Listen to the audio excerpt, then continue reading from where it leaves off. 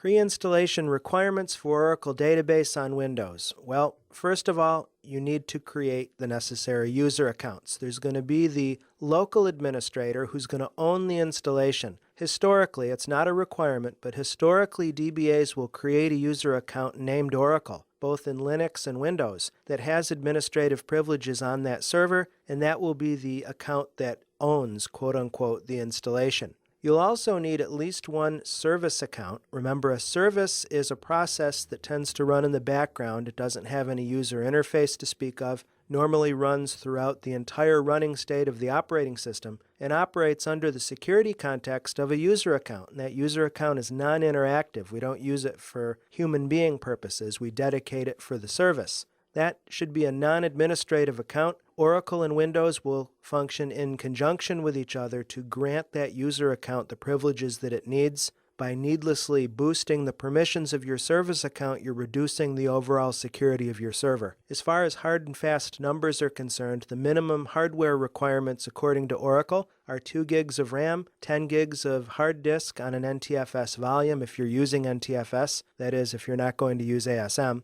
I already mentioned 64-bit processor and a resolution of 1024 by 768. Now those are pretty liberal system minimums.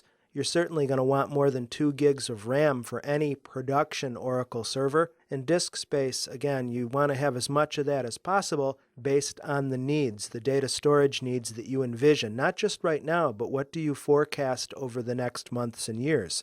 You'll want to create your Oracle directories in advance, preferably, although that's not strictly speaking necessary. Remember Optimal Flexible Architecture, or OFA? Again, that's not a requirement to do, but by standardizing on directory paths, it makes it easier if you have to bring in an Oracle support person to remote or SSH into your machine. They will be able to instantly know the lay of the land if you've laid out your directories in a standardized way. TCP/IP is our main protocol for TNS. Remember, TNS is the Oracle NetStack, so you should have some kind of name resolution in place, whether it's DNS or a hosts file. You should have the groundwork laid, firewall rules at the ready, to allow that server to function as an Oracle server. And as always, don't forget the documentation, specifically the first-party documentation from Oracle. I showed you in the previous module how to get to the release notes and the quick installation guide for Windows.